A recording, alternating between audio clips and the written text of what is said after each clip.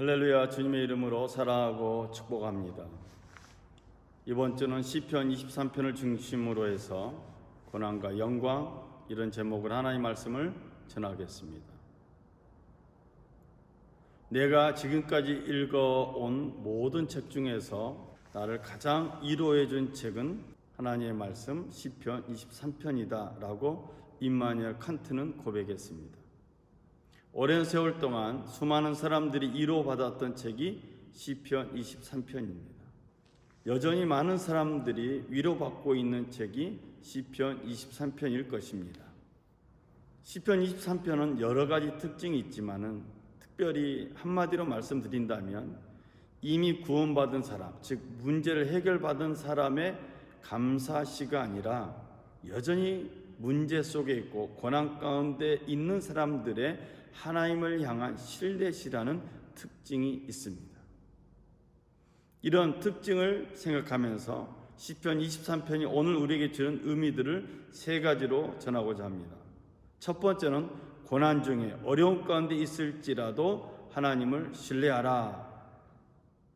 시편 23편 4절에 보면 내가 사망의 음침한 골짜기로 다닐지라도 라는 구절이 나옵니다. 사망의 음침한 골짜기라는 말은 짤마 웨트라는 히브리어인데 이 말은 사망의 깊은 곳, 사망의 깊은 골짜기 이런 의미입니다. 짤마 웨트라는 말은 출애굽기에 나오는 말이기도 합니다. 이스라엘 백성들이 광야에서 경험했던 것이 짤마 웨트입니다. 어둠이 드리운 곳, 죽음이 드리운 골짜기에서 하나님의 구원을 경험한 그 이스라엘 백성의 은혜가 있었던 곳이 짤마 웨트입니다.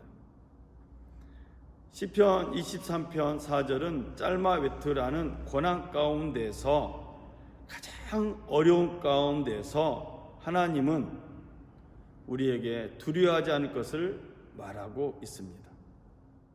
두려워하지 않는다라는 말은 알티라라는 말인데 이 말은 최상의 안도감 이런 뜻입니다. 그래서 시편 23편 4절의 말씀은 고난 가운데 있을 때라도 하나님을 신뢰하는 것을 포기하지 말라라는 것입니다. 하나님은 최상의 어둠 가운데, 최상의 공포 가운데서 최상의 안도감을 느끼게 하시는 분. 삶의 자리가 고난이지만 두려워하지 말라라는 말은 주님께서 우리와 함께 하신다는 확신이 있기 때문이라고 시편은 고백하고 있습니다. 그러므로 주의 지팡이와 막대기가 우리를 안위하신다라고 고백할 수밖에 없다는 것입니다. 두 번째로 하나님을 신뢰하는 사람은 반드시 상이 있다는 사실입니다. 시편 23편 5절에 주께서 내 원수의 목전에서 내게 상을 차려주시고 기름을 내 머리에 부으셨으니 내 잔이 넘치나이다. 시편 23편 5절에 내 원수의 목전이라는 고난, 절대절명의 위기 가운데에서 하나님은 이 상을 역정시키는 분입니다. 그래서 시편 23편은 우리에게 원수의 목전에 있는 것 같은 상황일지라도 하나님의 상을 기대하라고 확신하라고 말씀하고 있는 것입니다.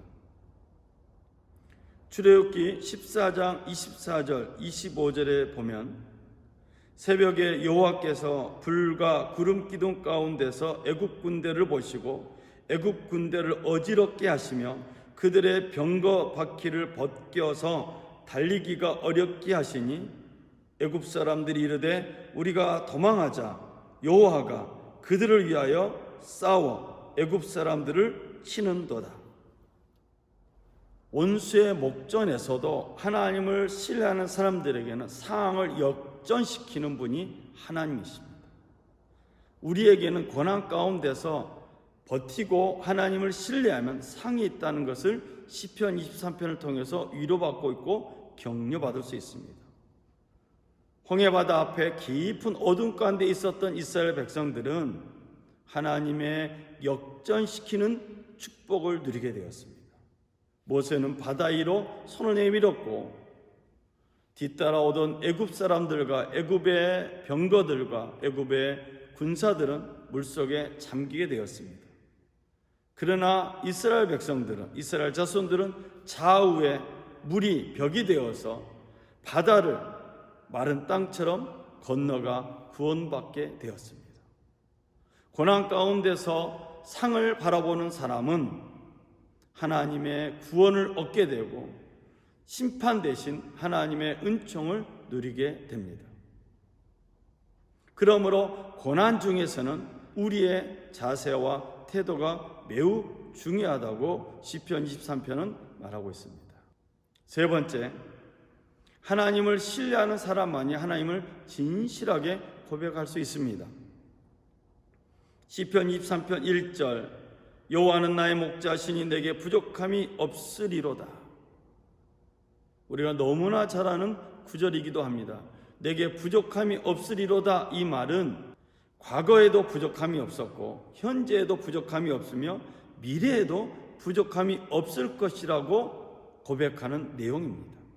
하나님 한 분만으로 충분하기 때문이라는 사실입니다.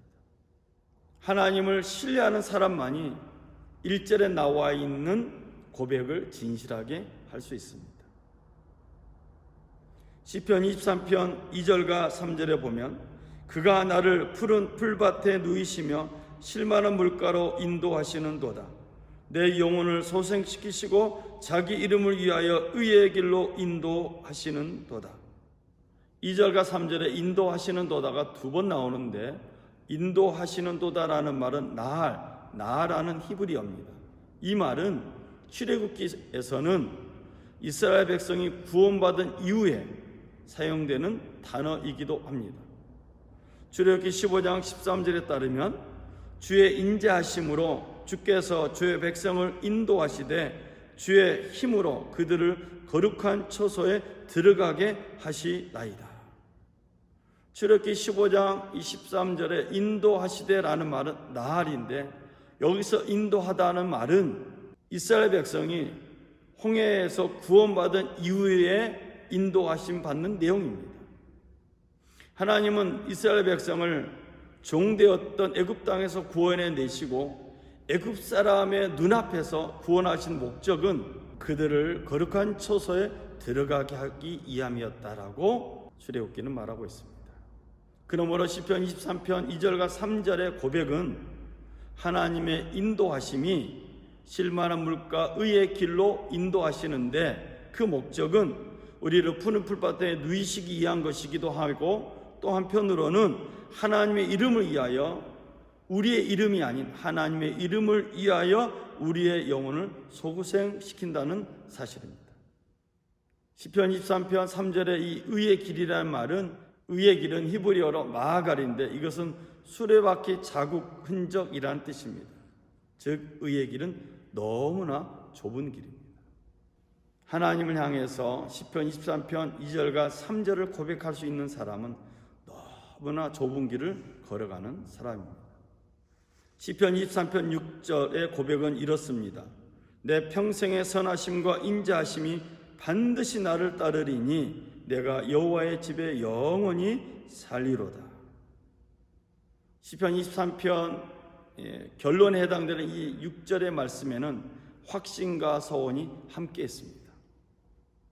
그러니까 반드시 하나님을 따르겠다라는 확신과 내가 하나님의 집에 영원히 살게 될 것이라는 서원이 담겨져 있습니다. 이 확신과 서원은 하나님의 선하심과 인자하심, 이 구약 성경에 가장 많이 나오는 토브와 헤세드가 이 시인과 함께할 것이라는 확신에 의거한 것입니다.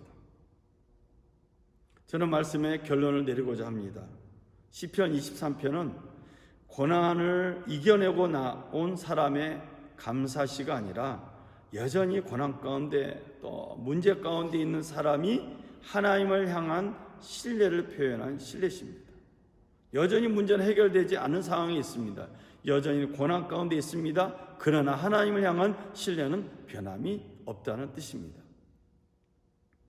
그래서 시편 23편은 오늘 우리에게 현재 고난에서 장차받을 영광을 바라보라고 말씀하고 있습니다.